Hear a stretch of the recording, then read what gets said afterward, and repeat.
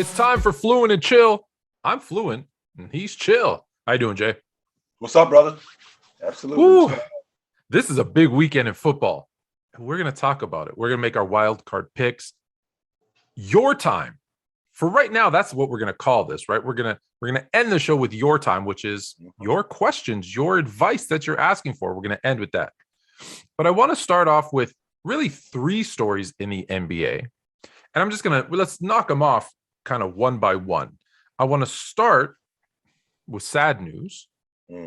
Damian Lillard, abdominal surgery, out indefinitely, could mean the year is done. The team was underperforming to begin with. They probably weren't. I think they were like a game ahead of the Kings or behind the Kings. They're probably not a playoff team anyways. Maybe it's a good thing for him to sit out, get healthy, reevaluate what he wants out of his career, because we've been talking that he's probably not winning a championship in Portland. And unfortunately, if he doesn't win a championship, I personally think it's really going to hurt, if he cares, his legacy, the way we look at Dame for such a great player that he is. So let's talk about that.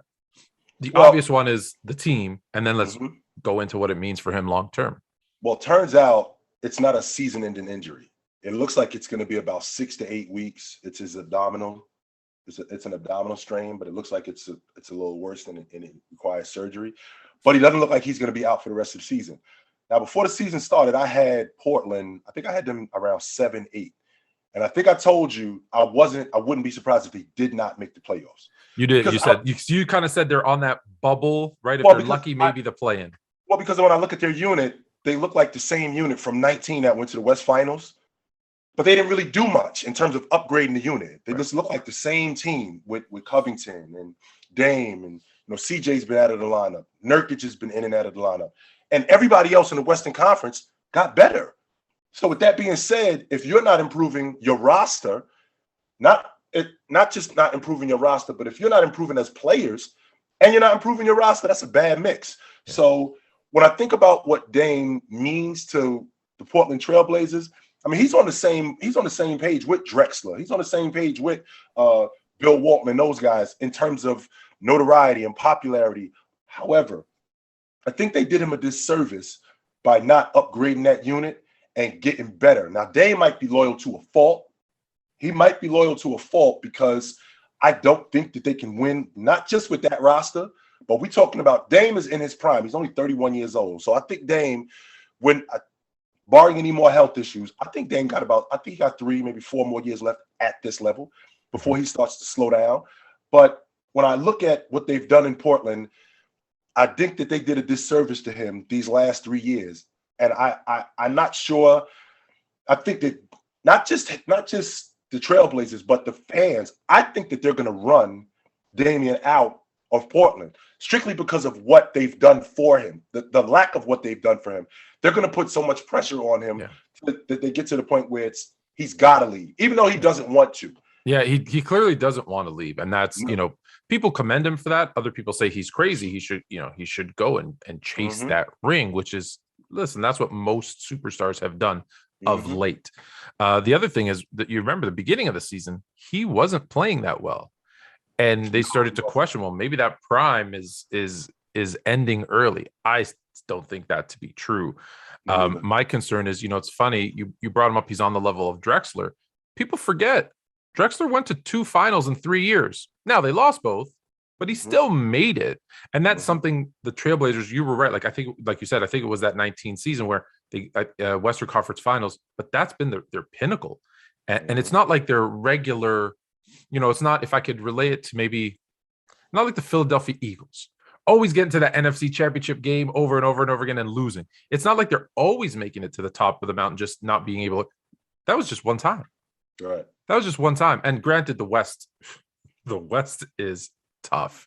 With that being said, though, Tone, they have been to the playoffs 8 straight years, right? Yeah. 8 straight years. And I think they got knocked out of the first round of the playoffs twice, or two or three times. But other than that, they've made deep runs in the playoffs with that Trailblazer team. And Dame has been the catalyst of what they're doing. I'm not 100% sure. I don't think Dame was a better player than Drexler. But in terms of notoriety and popularity. Oh, yeah, for sure. In that Trailblazer organization, I think he's right there with Drexler. Absolutely. Yeah, now, I agree with that, but I'm just kind of saying, hey, but he never made, like, on average, I think they're like a second round team. And Yeah. that's really good. It gives you hope.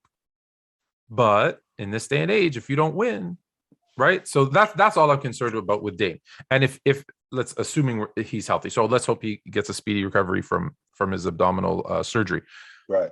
The next player that I'm going to talk about, he's on the other side. So Dame's going out, he's coming back in, and it's been a long time since we've seen Klay Thompson. We didn't know what to expect. The intro was crazy. The fans went nuts, and he played pretty good. Like, let's not go nuts. Like, everyone's like, "Oh my God, he's back." No. He had adrenaline. He played pretty good. If that's what we get from him, or do you think, is that kind of what we're going to get? I think it was 15, 17 points, a couple of threes. Is that 7 for 18? Yeah, 7 for 18. And the thing about Klay, we talking about a guy who hasn't played in 2 years, right? And he's got to get his rhythm back. He's got to get his confidence back. He might seem like he's extremely confident. That was more adrenaline than anything. Yeah. Tony, I think this season with Klay Thompson is more of a season of him proving that he can hold up, that he can stay healthy, not necessarily play at the level that he played at 2 years ago, because I don't think that that's realistic. Right. It might look like it initially, but once we get back into, because we're in the dog days of the NBA schedule right now. So from like January to March, this is the meat and potatoes of the schedule. And Klay can still shoot the long ball. Klay still looks athletic. And I think that is what he's trying to prove, that I still got it. Now, I think next year, when he has a full season under his belt, is when he proves that I can still play at an elite level. I mean, there's a difference now. It's just me holding up and me just integrating myself into a championship contender. Next year is I'm still an all-star. I think that's what he's going to prove. I'm still an all-star, and I'm still one of the better two guards in the game.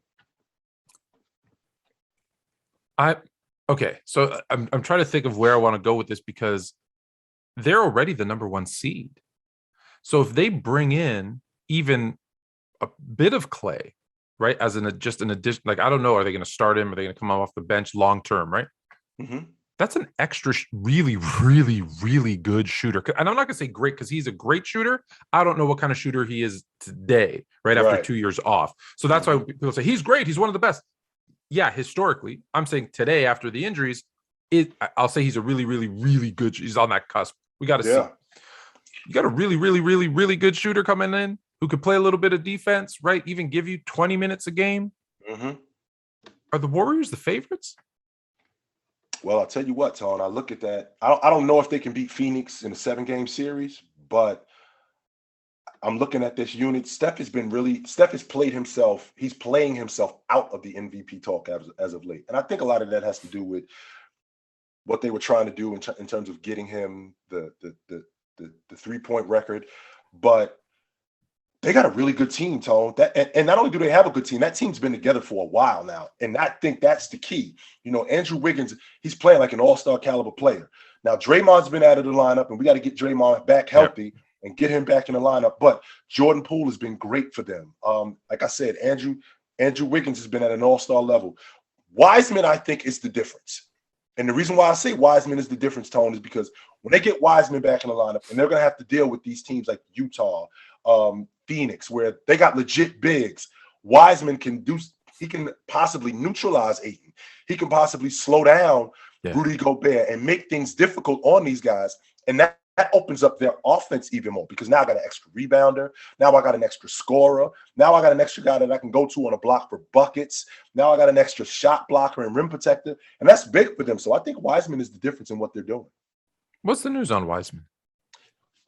I think that they're still waiting, and I think that they're still hoping, not hoping, I'm sorry. I think that they're just taking it slow, not to mention they're rolling right now. So it doesn't really seem like it's much of a rush to get him back in the lineup.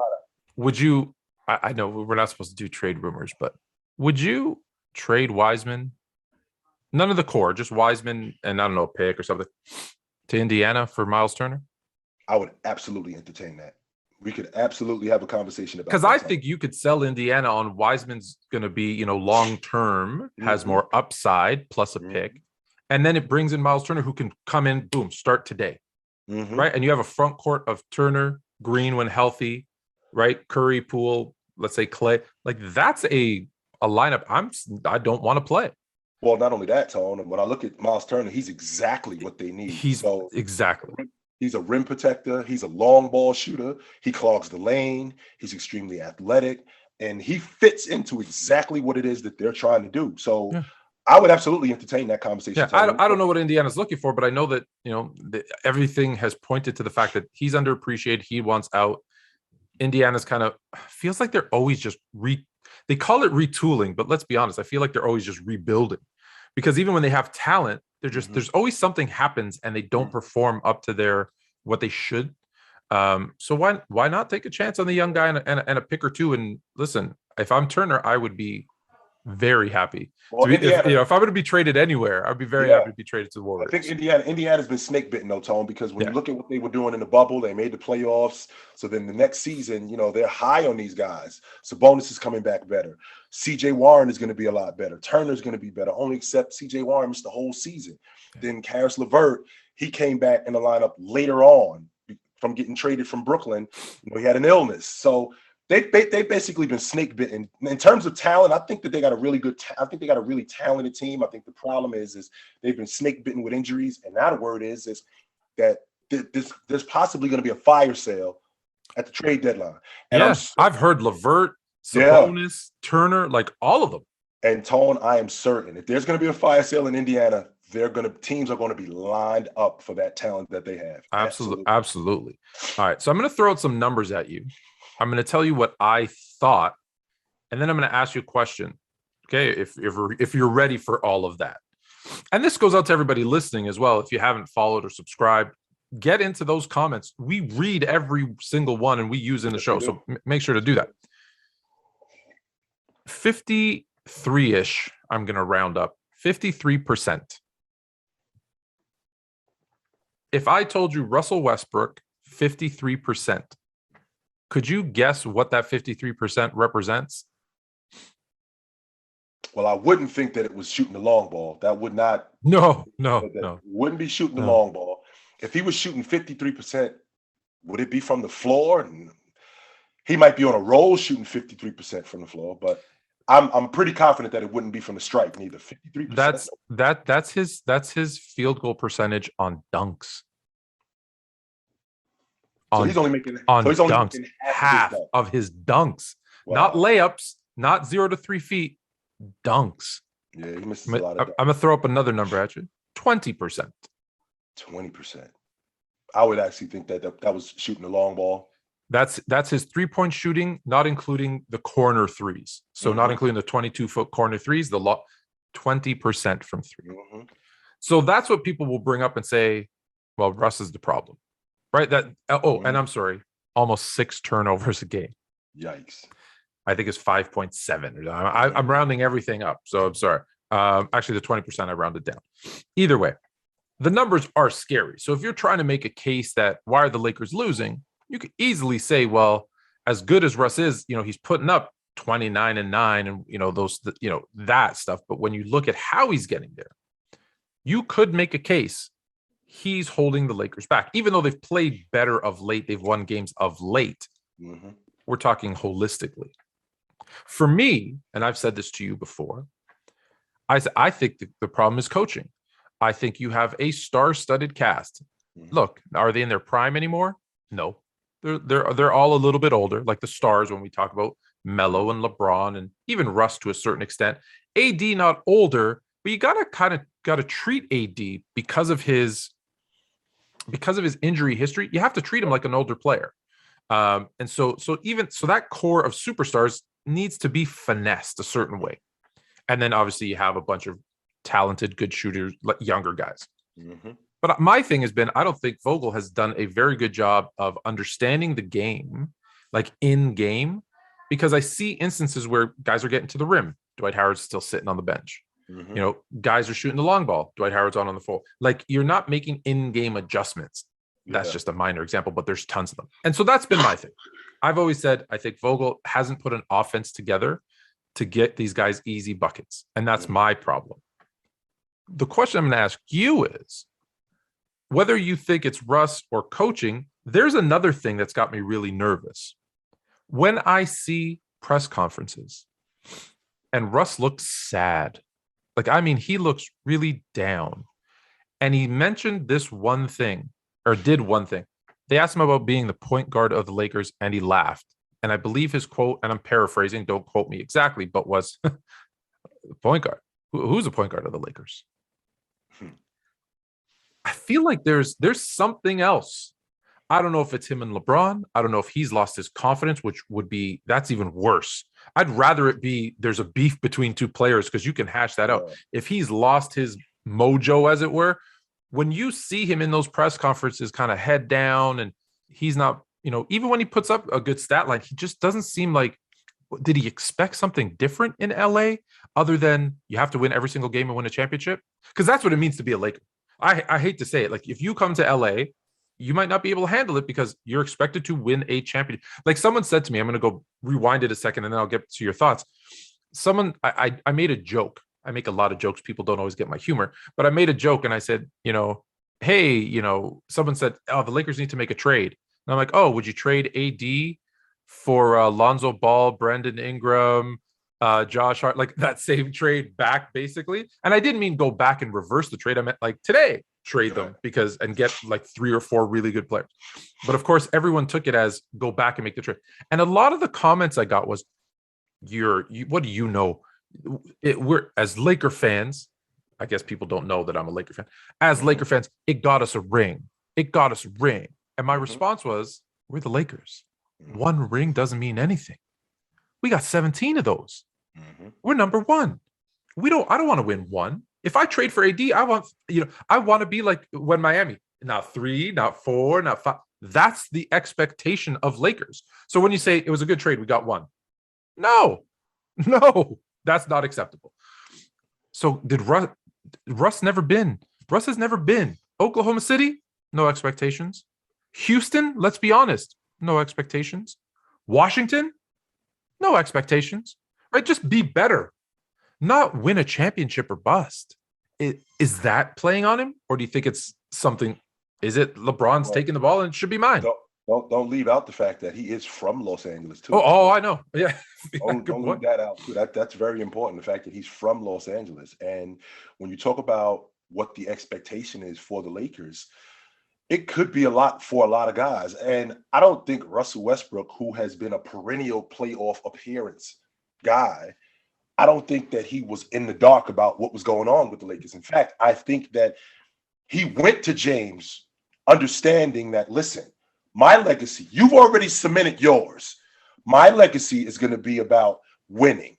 And me getting with you and me actually winning an NBA championship, which is what I'm trying to do, is going to cement my legacy.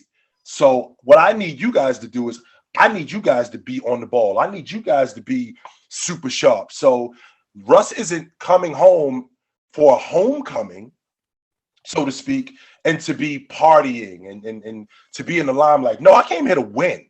Now, I think the issue that we're having is the collection of talent, because since Russ has been traded, when he left Oklahoma City to go to Houston, he started slow. When he left Houston to go to Washington, he started slow. And on none of those teams, Houston and Washington, did he have this collection of talent. And I think Russ is I think he's pressing to get guys involved because that's his game. He's one of those guys who I'm going to force the action. Not only does he force the action, Russ only plays at 1 speed. This is who Russ is. And Russ gets himself in trouble when the game slows down. So when the game slows down, this is still going at 70, 80 miles an hour. And Russ only knows to play that way. So I find him making decisions based on go as opposed to slowing the game down. I always felt like Russ would be so much better if he just slowed himself. Not slowed his game down, because Russ is a high energy player. If he just slowed himself down. What I had said was, I think we had this conversation actually when the trade happened. And I said, the interesting thing I'm waiting to see is, can Russ change speeds? Because he does. What makes him great is that he goes 100 miles an hour. And remember, I compared it to a pitcher. And I said, it's great if you can throw 100 mile an hour fastball consistently every time. The problem is, if all you do is throw 100, 100, 100, 100, 100, eventually people are going to time it, and then it's going yard. Yes, however, If you drop in a 72 mile an hour changeup, now you're throwing people off, and they're like, oh, now I don't know what to expect. Mm-hmm. And I think that's the thing with Russ. If he could learn to just do that, just slow it down, I think he would be even more effective. Because don't get me wrong, Russ is effective.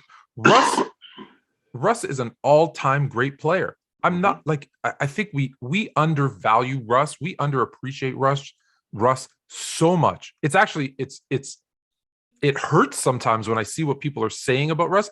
Let's not get confused. He is a phenomenal, one of the greatest, like when I'm talking greatest, like I'm not saying top 10, but like one of the 50 greatest players of all time. He should be in that conversation. One of the greatest point guards of all time, like top 15, 20. He's in that conversation. That's how good he is. Is there flaws? Well, yeah. There's flaws. How do you, and that's why I keep saying the coaching. Where does that coach come in and say, here's how we accentuate your positive and downplay that negative? And I think that Russ, I don't think that there's anybody that wants to win more than Russ. And how much this means to anybody on that crew more than Russ. But you mentioned about Frank Vogel. I've always felt like since this season started and the mixture of talent that they've had, Tone, we have a rotation issue.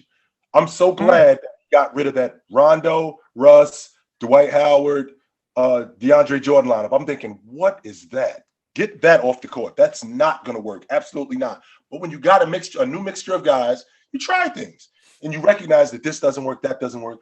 But I think Russ wants to win so bad. And not only does he want to win so bad, he wants to win and he wants to get everybody else involved. Because I constantly catch him pressing, forcing the issue. I think that's where the turnovers are coming in. Yeah. He's forcing the issue and pressing and trying to get everybody else involved. And what I equated to, Tone, is I equated to the Matrix. And I've said this, I think I've said this to you in the past, that he reminds me of Neo and Morpheus fighting, where Morpheus says to Neo, stop trying to hit me, just hit me. Hit me. Yeah. And that's what it looks like Russ is doing. It looks like Russ is trying to shoot the ball. It looks like he's trying to pass the ball. Russ, just pass the ball. Just shoot the ball. Just play the way you know how to play and turn your brain off. Because when he's going, like I said, as 100 miles an hour, and his brain is going that fast, that's when he gets himself in a lot of trouble. So this thing is a process, Tone, and I'm definitely down to revisit it soon. I'm drawing a blank on the name of the show, unfortunately. It's with Sudeikis, who used to be on SNL. He goes to Europe and he becomes Ted Lasso. Yes, I remember. Got it. So, okay, a lot of shows do this. A lot of movies do this. But there's a scene there's a scene in Ted Lasso where one of the players is just he's pushing too hard. He's trying too hard. He wants to lead the group, and he forgot how to have fun and just play. And so I think it's a player who now has retired, who's now an assistant coach. He takes him back to the old kind of the bad neighborhood where he grew up playing soccer in a cage. And he says, come on, let's play. And like, they're just playing with the guys, like street soccer, I guess, for lack of a better term, right? Because they're knocking each other down. And like, he starts playing and he realizes how much fun, why he fell in love with playing football. And he goes back with this. I feel like I see that in every movie. You got to go back, and remember why you love it so much. Yeah. I feel like that's Russ. I feel like Russ needs to go to like Venice Beach, get on the court and just play with some regular dudes and like remember why he loves basketball. And as cheesy as that sounds, I think it actually is kind of what he needs a little bit. Yeah. Because he's pushing too hard. Excuse me. I feel like you're giving your cough to me, by the way, through the monitor. But that's why we don't do it in person, but it still doesn't help. So that being said, that's the NBA stuff. There's a lot more. We're going to talk a lot more NBA because we're going to get into the thick of things, but it's kind of an important weekend in football too. It's kind of the wild card weekend. Just happens to be the first super wild card weekend. Super wild card weekend. I love it. Uh-huh. So I'm going to go through the list of games. We're going to make our picks, and let's see how we do. Raiders. We'll start on Saturday. I love it. Saturday, Sunday game. You know that I love Saturday games. The more football for Tone, the better. Just 7 days a week, we're good. The more football for Tone, the better. Absolutely. The Raiders. Good for them. For the season that they have been through, interim coach, the player stuff off the field, just the fact that they're still in the playoffs, I'm really happy for and for Derek Carr. I think he gets a raw deal. I think he's not elite, but I think he's better than people give him credit for. Mm-hmm. So you got the Raiders traveling to I'm going to call them yours because you were the first one on the bandwagon this season. I was. Raiders going into Cincinnati to play your Bengals. The Cincinnati Bengals, for a very long time under Marvin Lewis and Andy Dalton, made it to the playoffs, never won a playoff game. Now, that's not on these guys, but I'm looking at this unit. This is a completely different unit than what they've had. And look at what the Raiders are doing. They get Rento will be ready to go this weekend. Waller actually comes back from injury. Josh Jacobs, who's been up and down, I think they're going to implement him way more because what I found out, Tone, is that Cincinnati does not do well against slot receivers and they don't do well against tight ends. And I think that the Raiders are going to give them a heavy dose of that. To the Raiders' strengths. Right. I think that the Raiders are going to give them a heavy dose of that. But in the end, when I look at what Cincinnati's done as a whole in terms of their offense, I think that Cincinnati overcomes them, and I think that they handle them this weekend. Okay, so I'm marking down for the Bengals. So here's my thing. And the reason I brought up the historical stuff is I know it's a different unit. I know it's different players. Mm-hmm. But the Colts also had a different unit. The Colts also had a bunch of different players. Mm-hmm. However, they still went from 0-5 to 0-6 against the Jags in Jacksonville. They just can't win. It's what cost them a playoff spot. So sometimes history follows a team. Doesn't matter who the players are. Yeah. So based on that, I'm still going to go with the Cincinnati Bengals over the Raiders. But don't be surprised. Don't be surprised if it's closer than you think. Mm-hmm. Like people are expecting this Bengals team that, could throw for 500 yards and blow them out, Jamar Chase, and all those things still might happen. But I think it's going to be a closer game than you think. Mm-hmm. This is real. Normally the first round, it's like, oh, it's a blowout. It's a done deal. This is easy. Mm-hmm. There's a lot of really good games that could go either way. Like I said, even Cincinnati, Vegas, we both picked Cincinnati, but I wouldn't be surprised if Vegas won. The Patriots go back into Buffalo. They were just there a couple of weeks ago and lost. But this one could go either way too. So you got the Patriots and the Bills in Buffalo. And I'm also looking at, we're going to have a weather issue too, Tone, just so you know. It's supposed to be. It said it was going to be okay. Has it gotten bad now again? With Buffalo? It's supposed to be, I think, 8 degrees. It's going to feel like 8 degrees, but it's supposed to be -3, right? And with 12-mile-an-hour winds. That's not good for Josh Allen. No. His ability to throw. And I think that with what Bill Belichick has done with running the football, because Patriots, which I was actually surprised, Tone, with their ability to stop the run, because the Patriots got a top 10 rush defense. I was really surprised about how Buffalo was just able to move the football up and down the field. Now, because they're not known for running the ball. That's been their weakness. I mean, your quarterback is your leading rusher. Right. And I was really surprised that they were able to do that. And I think that I think Buffalo goes right back to that. I don't think that they do anything different. I think they go right back to that. But I also think that New England gives them a taste of their own medicine. And I think they go to that as well. I wouldn't be surprised if Mac Jones didn't throw the ball 30 times. I would not be surprised if he didn't. But if it's going to be cold and windy, I think you're right. I think that's the recipe for success, is that unfortunately Mac Jones not throw the ball. And I'm sorry, you were about to make your pick and I cut you off. I think Buffalo handles them. You're going Buffalo. Okay. Yes. Well, right off the bat, we're going to have a disagreement because I think we're going to see the Patriots. I'm going to tell you right off the bat, I've been saying this for weeks. I think we're going to see the Patriots in the AFC Championship game. And the reason I think that is, I think Buffalo is beatable, right? I think the Patriots can beat Buffalo, right? They know them really well. They're a divisional team. I think Bill Belichick is the better coach. I think Bill Belichick is the best coach. So I think he puts a game plan together to win. And then next week, I know I'm jumping way ahead, but then next week he has Tennessee, which I think between those, in the brackets, I think Tennessee's an easier matchup, if that's possible, than Kansas City. Well, I guess I just gave you my other pick. All right, so let's go to the next game. Let's stay in the AFC. Let's just stick with the AFC.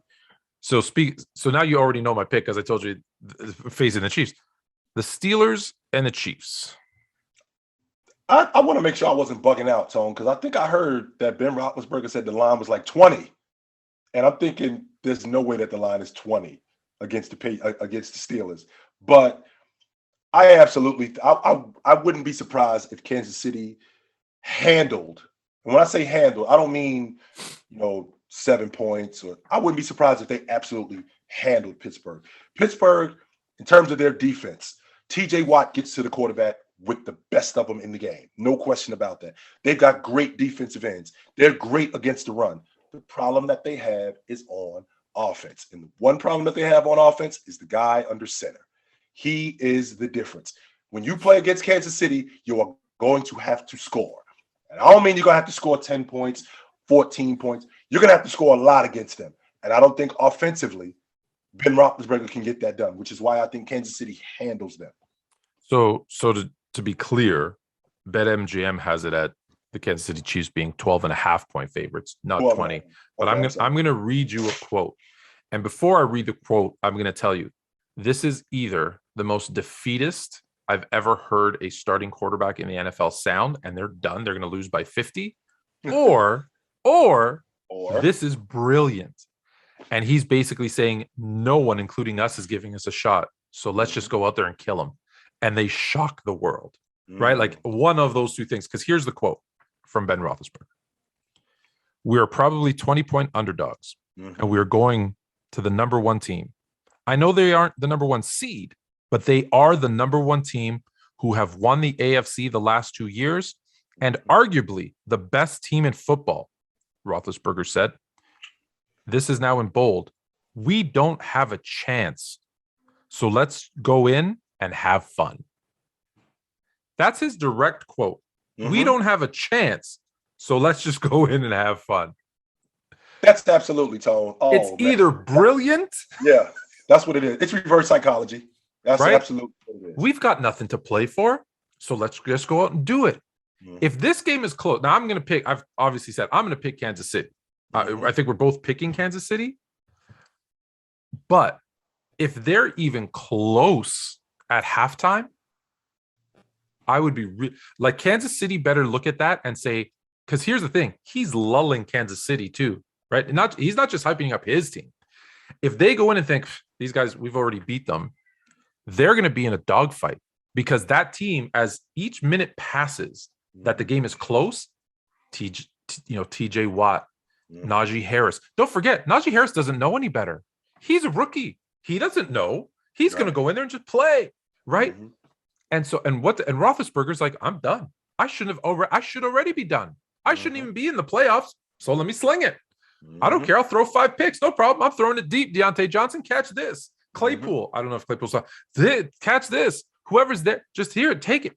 James Washington. I don't even know who's on Firmer with the tight end. Whoever it is, if they're close, momentum will start to build, even if they're losing. But if it's close, momentum will shift to them. And that's going to be, at first I was like, I don't even want to watch this game because they're going to blow them out. If they don't take it seriously, and I'm talking about the Chiefs in that first half, they better be careful. Now, what I'm expecting is Patrick Mahomes to be like, and drop like 30 in the first half. Right. Then we're good. Which because that's exactly what I was thinking, Tony. It almost reminded me of a boxer who, I don't think I got a shot, so come beat me up. Come on. And it's sucking him in. Like the rope-a-dope. Right. Hey, give him the best shot. I'm close. Bang. That's exactly what it is. Because just sucking him in. Come on, beat me up. And then ultimately just popping the guy and then dropping him. So this could definitely be a sucker move that Kansas City gets themselves sucked into. Yeah. But and to be honest with you, it's an absolutely brilliant tactic. It absolutely is. We're not that good.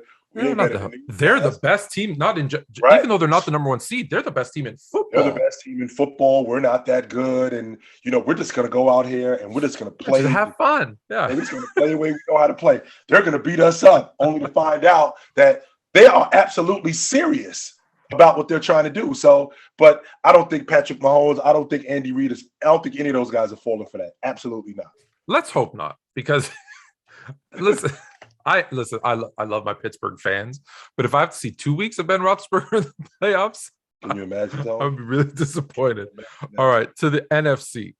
So we both got the Bengals. We both got the Chiefs. You got the Bills. I got the Patriots. Mhm. All right. So into the NFC. Now this one might be a blowout. The Eagles go into Tampa Bay to face the Bucks ? And I put question mark because who's left? They had 10 different DBs. They're on their fourth string wide receiver. They're on their fourth string running back. Mm-hmm. The only thing they have, they have a couple of Patriots from 1997. They got Gronk and Brady. Like that. It's can the Eagles win this one? When I look at this Tampa Bay group, right? So Mike Evans hasn't been great. He's been solid, but he hasn't been great. Ronald Jones basically played himself out of the lineup because he constantly puts the ball on the ground, and that's not going to get it done. Leonard Fournette has been out. He's coming back for the playoffs, and he hasn't shown. We haven't seen what he's been able to do because he hasn't been able to run. Godwin is done for the season.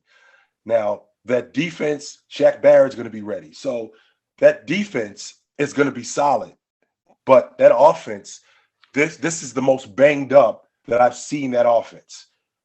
But honestly, Tone, and I catch a lot of heat for this, as long as 12 is upright, I can't bet against them. I can't do it.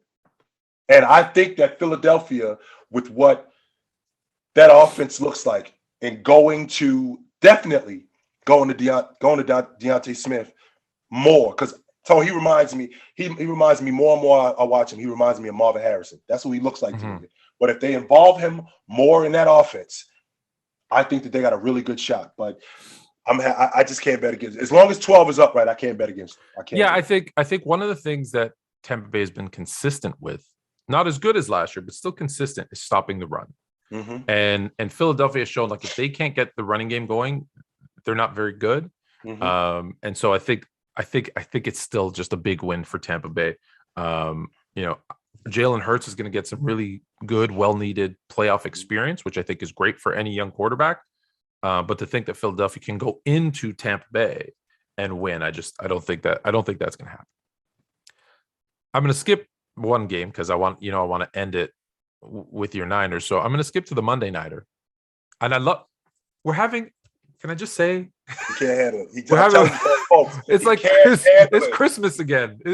He can't handle it. It's Christmas again. It's like dumping more chocolate sauce on a cake for a fat kid. No, he can't handle it. It's just too much. And I am a fat kid, so it's good. But yeah, playoff, not just football, playoff football, Saturday, Sunday, Monday. So I'm just, I'm in heaven. So and the Monday Nighter is a good game. Yes, it like is. Maybe the best game. Like, I think I was asked what's the most intriguing game of the first round, and this is what I picked. Because the Cardinals, who were the class of the NFL for the first 12 games, against the Rams, who've probably been arguably one of the best, if not the best team, the last kind of part of the season. So the Cardinals go into SoFi, where the Super Bowl will be held, to face the Rams. Now, DeAndre Hopkins is out. However, they still got AJ Green, Zach Ertz, James Conner. I think they got a quarterback. He's pretty good. And Kyler Murray going against what I think, obviously, the Rams need to be is that defense. So Aaron Donald, Von Miller, Jalen Ramsey. I don't know. Cooper Kupp, the triple king, the triple crown winner at receiver. OBJ, who all of a sudden looks like OBJ again. But there's a quarterback there who's not very consistent. Here we go. Who's going to throw him a pick six. Here we go. He's going to throw a pick six. It's just, is he do it early in the game? I almost feel like if I'm Matthew Stafford, I want to throw my first pick, my first play of the game. I'm going to look for the Arizona DB and throw him the ball and give him a pick six and get it out of the way. Let's just get this over with right now. Get it out of the way, because you know what's going to happen. He's not as good as the name I'm about to say, but he's very similar in like Brett Favre. Right. The thing that drove you nuts about Brett Favre is not that he threw pick sixes or threw picks. It's that he threw them at the worst possible time. Because listen, people will say there's no good time for an interception. Okay, there might not be a good time, but there are worse times. And with 10 seconds left in a game and you're up by 5, yeah, that's maybe the worst time to throw it. Right. that's my thing is Kyler Murray's never been in the playoffs though, so we're gonna see him for the first time. Excuse me, I'm sorry. That's no worries, man. This show. We're raw on this show. You cough, you sneeze. This is part of it. If you don't like it, subscribe. Okay. So let's make our pick. Cardinals and Rams. What do you think? I look at this Arizona offense and they sputtered a couple of weeks ago, and I think that they get back on track. I do not trust Matt Stafford. I just don't. And I can't any team that he's played on, he's had success. But when he's very much like Kirk Cousins, like a better version of Kirk Cousins, where when the game or when the bets get higher, when the lights get brighter, you see who these guys are. And I know who Matt Stafford is, and I just can't bet on him. I can't do it. So I think Arizona handles these dudes. I kind of made my case beforehand. You know how I feel about Matt Stafford. I think LA is a good enough team to beat them. I don't think they upgraded from Goff to Stafford enough. And listen, I'm going to stick with history until history changes. And Stafford I get it. It was on the Lions, but he had really good teams. He had a really good receiver then too. Yes, he did. 0-3 in the playoffs. Do I think all of a sudden this defense is good enough to carry him into the second round? Maybe. They carried Goff, different defense, but they carried Goff to the Super Bowl. But I'm with you. I'm going to stick consistent. I was thinking of switching to LA just to be different than you. But in every other show that I've been on where I've made my picks, I've picked Arizona. So I'm going to stick with Arizona because I do think they win. So now let's go back to Sunday. And obviously there's a reason I waited for this one. So the Sunday, right in the middle, 4:30. We got a 1 o'clock, a 4:30, and 8 o'clock game. The 4:30 game, the world is going to be watching. Not only is the world going to be watching, it's one of the best rivalries, right? It might not be as old as Packers and Bears. It might not be as kind of, as some of these others. But listen, when you talk to 49er and Cowboy fans, two of the most loyal fan bases, two of the biggest fan bases, because listen, you could travel anywhere in the world. Two hats you will always see is 49ers and Cowboys. Correct. You'll always see those two. So two of the best traveled, best kind of worldwide recognized franchises. 49ers go into Dallas, where Dallas hasn't been that good. And they play a Cowboys team that on paper should be running through this league. Smoking everybody. Should be. When we say there's no favorite in the NFL this season, there's so many teams that can win the Super Bowl. On paper, it should be the Cowboys. Smoking everybody. Shouldn't be. This team should be 15-2, 16-1 with the talent that they have. Facts. They're not. 12-5, still pretty good. But I don't know what I'm going to get from them. Am I going to get the team who stayed on pace with Philadelphia's backups, 17-7? Or am I going to get the team that smoked their third stringers by 40 points in the second half? I don't know. I don't know. I know where you're going with your pick, but tell me why you're going with your 49ers. Well, I'm looking at who the Dallas Cowboys are defensively. I love Micah Parsons. I think that he's going to be one of the best edge rushers. I think they're going to move him to the edge rush, and I think he's going to be one of the best edge rushers in the game. There was a point during the season where I felt like but we had to have the conversation that Trayvon Diggs might be the league MVP. There was a point during the season that I really felt like that. And offensively, Amari Cooper, I think that he could be an elite wide receiver because I love Amari Cooper. I don't think Amari Cooper is at any point Dak Prescott could throw 450, 500 yards in a game. He absolutely can do that. And Zeke can just shove the ball down your throat. Troy Pollard, absolutely one of the best backups in the game. One of the best two-headed monsters, with the exception of Cleveland, in the game. However, where is the deficiency? The deficiency is on the bench. Mike McCarthy is the issue. Kellen Moore is the issue. We already know who Zeke is when he rushes the ball 25 times. We know who the Cowboys are. They have a winning record. But when you get cute and when you start throwing the football all over the field, what they have a tendency to do, especially Dak in particular, is make mistakes. My 49ers have proven that whatever works, this is what we're doing. Our rush attack is one of the best in the game. That's what we're doing. Jimmy Garoppolo is a 7-yard, 15-yard hook, 10-yard dink and dunk, and that's how we're going to move the football. And our defense is going to be solid, and we're coming into AT&T Stadium, and we're shutting the door, and we're turning the lights out. They should have you in his locker room right before the game. Give him a pep talk. Because you almost convinced me. You almost convinced me. Say it, Tone. You almost convinced me. The 49ers, listen, I flip-flop every week with the 49ers because I'm like, they're the most dangerous team that you don't want to face in the playoffs. Oh, I don't think they're going to make the playoffs. Oh, wow. I definitely don't want to play them. Oh, Jimmy G's. No, Trey Lance. Kittle looks really Debo. If Debo stays healthy, Debo's going to just run like he's your running back, wide receiver. Heck, I even think I saw him throw the ball for a touchdown. And so it's just like, I don't want to play these guys. I get it. My boys are like, they're like that woman that you're not really sure if you want to marry her, but you don't want to break up with her neither. Right. That's who they are. Right. So then I look at the Dallas offense and I think, and I'm with you. Let me start off by saying I'm with you. I said it when they hired McCarthy. I was like, no, literally anybody else but. You didn't like that at all. I didn't like that at all. However, and I don't like Kellen Moore as an offensive corner. I think he's confusing what he wants to see on the field with what wins games. Right? I want to see a lot of passing. Yeah, it's really nice. It looks great. I look at what a genius I am on as an offensive coordinator. That's not winning games. That's not winning games. I think coaching cost them 2 games at least. Right? So maybe they would be in that 14-15 game when we'd be talking about them as world beaters. But I look at the offense and I look at Dak and I look at Zeke.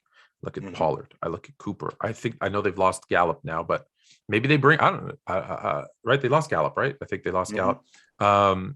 Cedric Wilson, I think is his name, is also like looks fantastic. CeeDee Lamb, like they look good. Parsons, we talked about on defense, is solid. Diggs scares me because for all the interceptions, I believe they said he's given up 1,000 receiving yards. Yeah. So he gets a lot of interceptions, but at what cost? Because he gives up a bunch of yards. He gets smoked a lot. Yes, he does. Because I don't know if they're related, but there's another Diggs, Quadre Diggs in Seattle, who's only given up in comparison 300 receiving yards. And no one ever talks about him. And so when I see how much production is given up to him, I'm like, is this just like, have you ever seen, and I'm going way deep into my bag here stuff. Do you know Mr. Bean? Yes. The comedian Mr. Bean. Okay. So he has a daughter apparently, and rest in peace, Mr. Bean, because he did pass away this year. Yeah. So he has a daughter and she's on TikTok a lot. And the videos, people always send me these videos and she's not the prettiest girl in the world.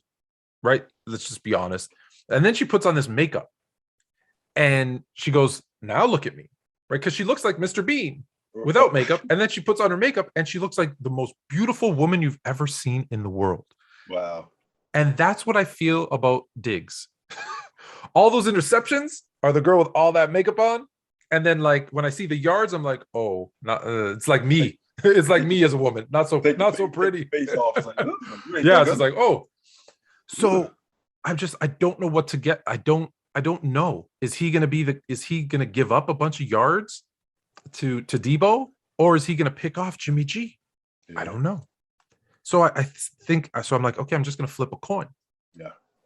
And although my heart is leaning 49ers, I'm gonna go with Dallas just because they're at home. I think they're the more talented team, and so we don't pick everything the same. Right. Okay, so I'm gonna go with Dallas. But I'm not going to be surprised at all if 49, and I said this to you before. Remember when we go back 8 weeks and we're like, all they got to do is go 6-2 and they're in. Well, you and I had absolutely talked about that. How many wins? It was 10 wins. It was 10 wins. 10 wins. And what are the 49ers? 10-7. Yep. So they did what they had to do and they got in. So I'm gonna just go with Dallas again to be contrarian. But I think that's a pick'em game. Like for a game that's 2 seeds that should be right. It's any other teams you're saying, and I'm not saying Dallas, but the Dallas seed, you're saying, oh, they win. but it's not. It's not that easy with the 49ers in this particular case. So those are our picks. In the comments, go and tell us what your picks are. Let us know if we're crazy or if you agree. The good thing is, I like that they reshuffle in the second round. So it's not like a bracket. So when you look at it, so Dallas is a 3 seed, San Francisco is a 6 seed. If San Francisco wins, right? If San Francisco does win, just as a final thought, they don't play Tampa if Tampa beats Philadelphia. No. They shoot up and play Green Bay, which they actually have a better chance against Green Bay, I think. So anyways, so we'll talk about that next week. But now it's your time. So you've your time? Your time. Oh, yeah, see? There we go. We got it. I think we're going to stick with that. So our mailbag is full. I try to pick out one NBA, one NFL, and one kind of life question. So we're going to kick it off with the NFL question. And it's a question on everybody's mind. Everybody's talking about this right now in the NFL. If you're not talking playoffs, you're talking about the 7 open coaching positions. 7 of them. And which one's the best? So when you look at the Raiders, the Broncos, the Vikings, the Bears, the Jags, I'm sure the Giants, which one, if you were a head coach, and I get it, each head coach has different strengths and weaknesses. But if you were a coach and you made your list of here's where I'd like to go and why, which one would you prioritize as the best one? Well, let's eliminate Minnesota because Kirk Cousins is, I think he comes off the books after this year. They got a top wide receiver, but they got some uncertainty. Dalvin Cook has been in and out of the lineup, so he's been beat up. So they're going to do some revamping there. I look at the Giants. We're not really sure about what they have as a quarterback because Daniel Jones is a guy who we're not sure about him. They're a very undisciplined unit. That's why we saw what we saw with them. Miami, you don't like Tua. You're not a Tua guy. On the other hand, I think that with the right coach, that they could continue to move forward. Losing Brian Flores is still mind-blowing to me. That Denver unit, Tone, to be quite honest with you, I think that they're a quarterback away from really making some noise. The problem is that division that they're in. I don't know if I want that job being in the AFC West because I got to deal with Patrick Mahomes and I got to deal with Derek Carr and I got to deal with Justin Herbert. I don't know if I want that job. Maybe I do, maybe I don't. But that Chicago Bears job looks like it's absolutely ripe for the picking because that team looks like that they're on their way to being something special. I think Justin Fields is the future of that franchise at the quarterback. You already know how I feel. I got a man crush on Roquan Smith and that defense. And Allen Robinson, once he stays healthy, I think he's a top 10 receiver in the game. So that Chicago Bears job looks to me like it could absolutely be something great there. I have the Bears job at number 3. And the reason I have the Bears job at number 3 is, one, I think Allen Robinson might be gone at the end of this season. And although Mooney has really kind of started to develop as a number 1 receiver, I think you're going to have a very, very young receiving core. I obviously love the backs. I also think Khalil Mack, hopefully he comes back and he stays healthy the whole season. Roquan Smith, I agree with you 100%. Ownership is a question. There's no GM. So it's not just coaching. So it's who's the GM, who's the coach, what are roster moves, what might they do?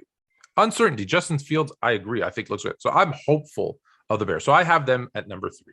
I agree with you on the Dolphins and the Giants, and we didn't talk about the Jags, but also the Jag job. I think the Jag job it's tough. You got to, now second-year quarterback, but then really nothing else. Like you're starting from scratch there. Right. I think it's a good job for a young quarterback. I've said, I think Byron Leftwich there with time, like give him 3 to 5 years. Yeah. And just let him work. I think that's a good matchup. So those ones are gone. So I have the Bears job at number 3. So that actually for me leaves Minnesota and Denver. So Denver, here's my thing with Denver. And there's a big question mark with Denver. And I've said this because I'm trying to get Aaron Rodgers out of there, right? If Denver could make a move and get like an Aaron Rodgers or Russell Wilson, like an elite quarterback, then I like that job, but there's ownership is going to be turned over now. So we don't know, is that the direction they're going to go? Or are they going to clean house and try to save money? I don't know who the new owners are. So that's the other thing. Then the other thing you brought up, do I want to be in the division with the Chiefs, the Chargers, and the Raiders right now? how many games am I going to win? Now, if I do win, I look like I'm set for life. But like if I go 6-11, because that's the division I'm in, I'm going to get fired, even though, well, come on, look at the division I'm in. No one's going to listen to me when I say that. So that one scares me because of the ownership and the division. You brought up Minnesota, and it was interesting because I like the Minnesota job the most. And the reason I like the Minnesota job the most is a couple of things. I think I know where you're going with this. Their defense is good, right? There is good. I'd say almost really good. So you have a defense that can win games. It's got one of the best wide receivers in the league in Jefferson. I get it. He's not always healthy, but I got one of the better running backs in the league in Delvin Cook. He's dynamic. I got a really good backup for when he is down in Madison. So I'm covered there. Kirk Cousins is not a Super Bowl quarterback. I agree. He's not an elite quarterback. He can get me to the playoffs. Right. He can get me to the playoffs. But he's also almost done that crazy contract, the 100% guaranteed contract they gave him. Who better as a gap quarterback than a guy who I know is coming off the books? So now I have Kellen Mond there, who I can see, is he the next quarterback? I, of course, draft another one, or I try. So I'm also a quarterback away because I have all the other skill positions. I actually like Conklin too. So I've got a tight end, a running back, a wide receiver, and a defense. Okay. I'm also in a division with the Lions. That's 2 wins. With the Bears, who, let's be honest, the Bears are getting better, but I still think I split with them. That's 3 wins. And this is the biggest if Aaron Rodgers moves on as he says he would, that's a terrible Packer team. Let's be honest. We saw what they looked like with Jordan Love. You did. So I'm probably getting 5 wins in my division. Just in the division. Just in my division. So am I going to have a winning record? Probably. I become the class of that division just like that. Even with Kirk Cousins, I'm the class of that division. And now if I can get a upgrade, hey, could I trade Kirk Cousins and a pick for, again, is Russell Wilson available? Is Deshaun Watson available? I don't know how much Aaron Rodgers wants to be Brett Favre, right? You remember Brett Favre had to go through the Jets to get to Minnesota, but Aaron Rodgers has freedom. Does Aaron Rodgers just take a little step sideways and stay in the division? Nah. I don't know. I don't think he does. I think if he moves on, I think he goes somewhere else completely. But that being said, I have a division where even if Aaron Rodgers stays, he's only there for, let's be honest, another year or 2. Right? 2 tops. So I'm in a division where I'm one of the top 2 teams day one. Denver, I'm the 4th team. I have to work my way up that ladder.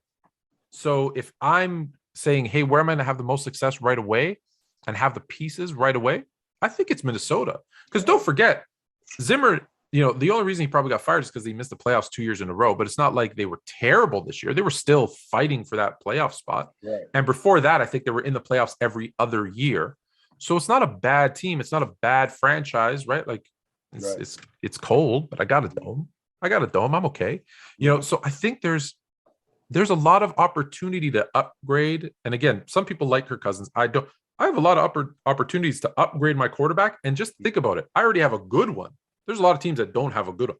If I go from a good quarterback to a great quarterback, Minnesota's right in the thick of things.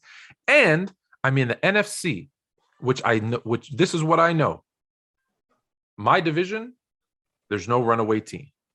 The AFC West NFC West is going to kill each other, right? Brady, how much longer could Brady go? So now the NFC South is also, I'm not worried about the Falcons. I'm not worried about the Saints. I'm not worried about, again, depending on what happens with trades, I'm not worried about Carolina. Okay. Well, that's 2 divisions that I'm not worried about, is the North and the South. Obviously, I'm worried about the West. Am I worried about the East? Am I worried about Dallas, Philadelphia, Washington, and the Giants? No. So really, I'm automatically a top probably 4 team in the conference. Yeah, I'm taking that job. That's fair. Taking that job. Now, if Kirk Cousins had 5 more years on that deal, we're probably having a different conversation. Absolutely. But it's almost done. All right. So that was the first one. That was a long mailbag question, or your question. Here we go. Number 2. I don't think it's going to be a long answer too, because Steph Curry said that if his, I believe 2016, the first year with KD, Warriors played the 96 Bulls, the 72-10 Bulls, they'd win in 6. Now, I don't know what rules they're using, if they're using 96 rules or 2016 rules. Let's say 2016 rules. Let's say 2016 rules. So the question is, would the Warriors really win in 6? It's actually a pretty simple question. I don't think so. No. I don't think that they would win in 6 because 6 tells me that they just handled the Bulls. Now, when I think about this Warriors team, Klay Thompson, Steph Curry, Draymond Green, right? In terms of Kevin Durant, in terms of just firepower, that's something that hasn't been seen since the Lakers in the 80s with Jabbar and James Worthy and Magic, AC. So that hasn't been seen. However, those teams have been handled in the past. And how have they been handled? They've been handled with defense. So I got a Bulls team with Scottie Pippen, an all-league defender. I got Michael Jordan, an all-league defender. I got Dennis Rodman, an all-league defender. I got Ron Harper. All three of them first team NBA Absolutely. defense. And I got Ron Harper as a solid defender. So what I'm thinking about here is I'm hearing the idea that they would just get lit up. And I'm thinking to myself, I'm having a very difficult time thinking that the Golden State Warriors are just going to run through perennial all-league defenders. Scottie Pippen is one of the best defenders that the game has ever seen. And the reason why is Scottie does a great job of keeping guys off rhythm. And how does he do that? One, he keeps the ball away from you. That's very important as a defender. He keeps the ball away from you. And when he does, and when you do get the ball, Scottie has a tendency, not just the tendencies, Scottie is great at making you do things that you don't want to do because he crowd guys a lot. Now, here's the problem with that, Tone. We're playing in 2016, which means that you can't really put hands on guys. But that also works on the flip side because we're under the impression that Michael Jordan is the only guy who scores. Well, wait a minute. These other guys score too. Scottie Pippen can score the basketball. Absolutely. Now, am I saying that the Bulls are going to shut these guys down? No, I'm not saying that. But I'm having a real difficult time believing that Klay Thompson, Kevin Durant, Steph Curry are just going to just bowl these guys over and just shoot the basketball wherever they want and get whatever they want against a bunch of all-league defenders, perennial all-league defenders. I'm having a really difficult time with that. So when I think about Draymond dealing with Dennis, I think that Dennis gets the edge there because I think Dennis pushes Draymond to the brink. I think that he gets him off of his game. I think Draymond, it fouled like technicals out of at least one game. Absolutely. I think that he pushes him to the brink. And in addition to pushing him to the brink mentally, I think he dominates him on the backboard. And I think he does a great job defensively, not just against him. Because I think he's on KD. Yeah, well, I'll get to mine in a second. I'll let you finish. I think Dennis is interchangeable. I think Dennis would deal with KD. I think he'd deal with Klay.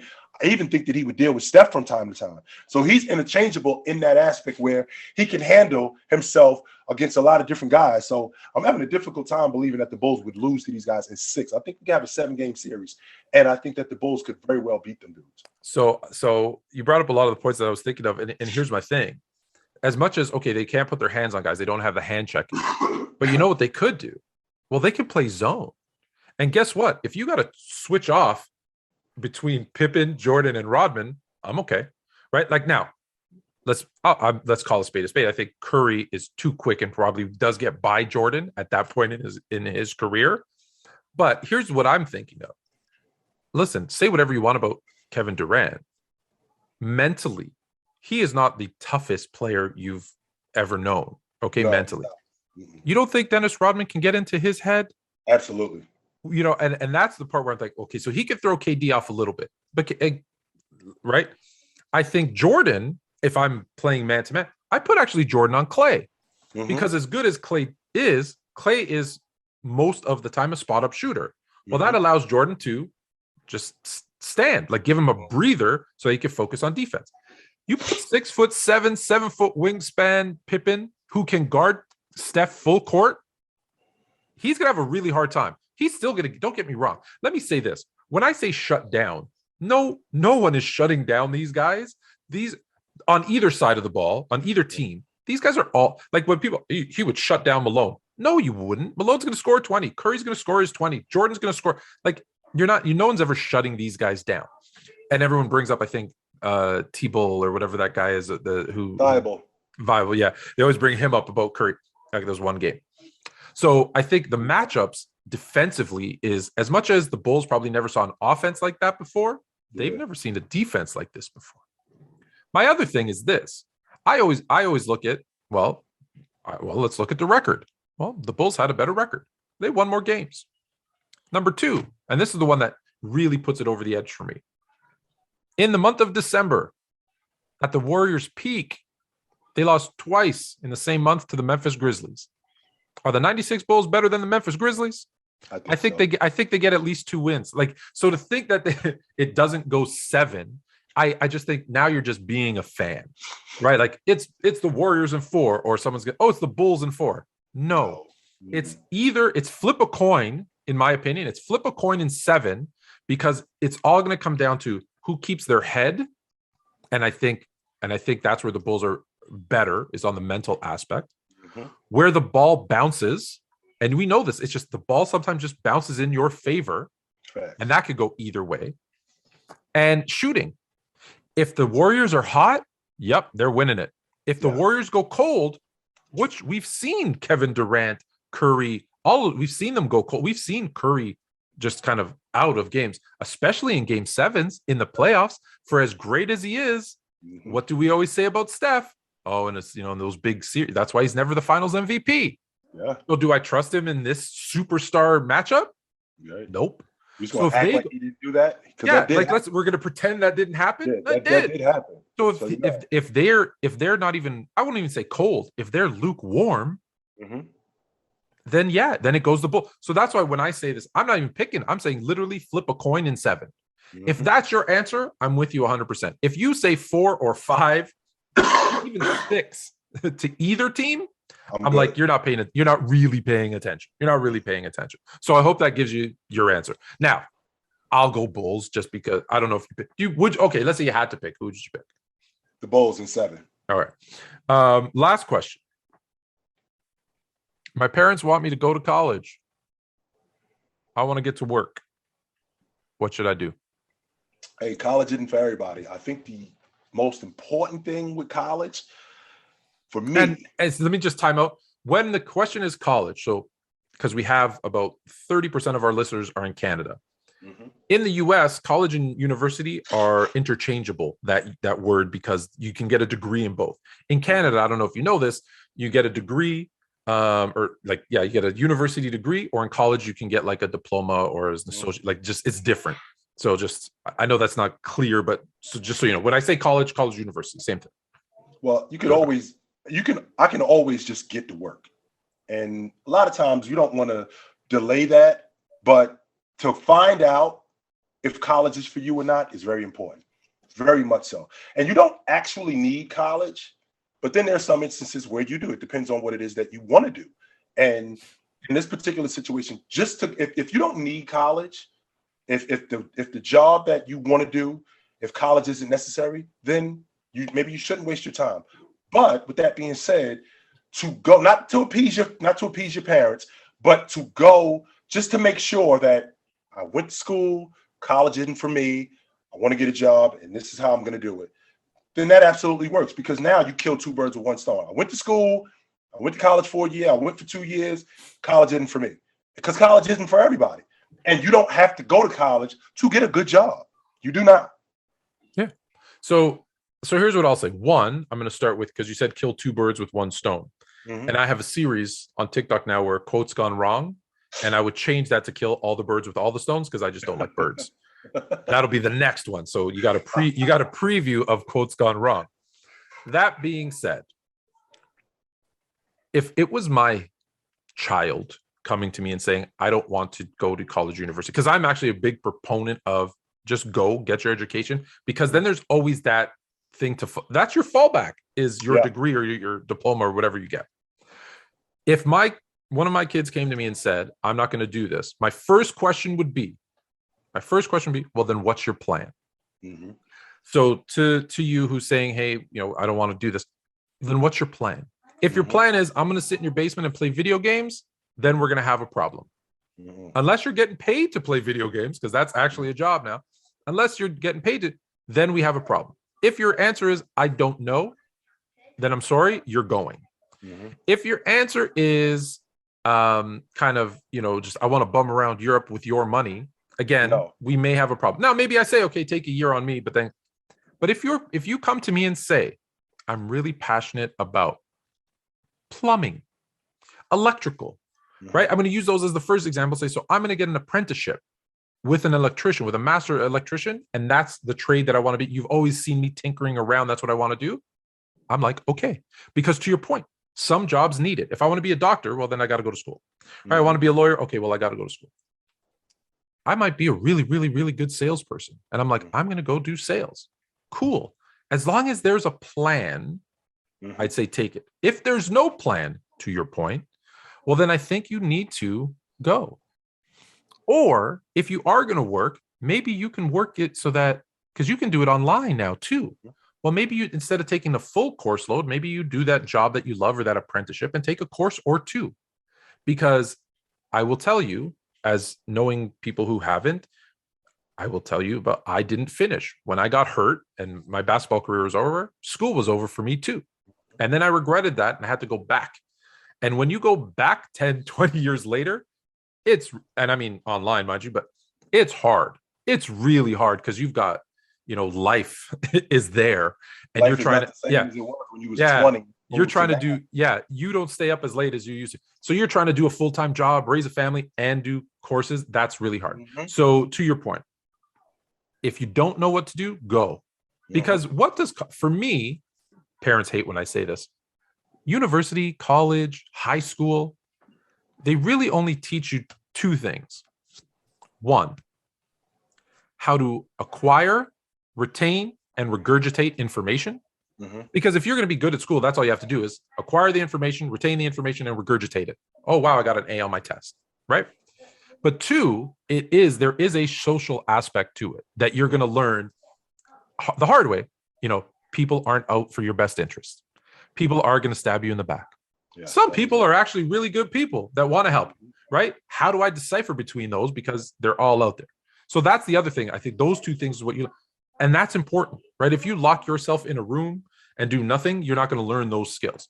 So again, to your point, go through them all. Try it. If you're not doing anything else, go to university, go to college, figure it out, figure out what you want to do. But if you're passionate, like here's the thing, we talk sports every day. Do you know what would probably really have helped us had we known this 20 years ago? When we went to school, we took journalism. Because you put journalism degree there, all of a sudden, I don't have to knock on people's doors to say, hey, can you let me talk about sports? People are knocking on my door saying, hey, can you come talk about sports? So just kind of, it's hard, but kind of try to look at that bigger, longer picture of what will I need later? Because it's always easier to do it now than it is to do it later, but you always have time. So that's the best advice I could give. But we appreciate it. I love that we're getting these types of questions. Relationship in school. It's awesome. So I'm just going to recap before we go. Our wild card picks, because this is coming out on Friday, and you're gonna be ready for your Saturday games. We both have the Bengals. We're split on the Patriots and Bills. We both have the Chiefs. We both have the Chiefs. We both have the Cardinals. And we split on the Niners. And we split on Dallas and 49ers. So those are our picks for this weekend. We appreciate you. Come check us out Monday live on TikTok at 8 p.m. And then don't forget to check out the 2 episodes of Fluent and Chill Wednesdays and Fridays on YouTube. Until next time. Take it light, but take it.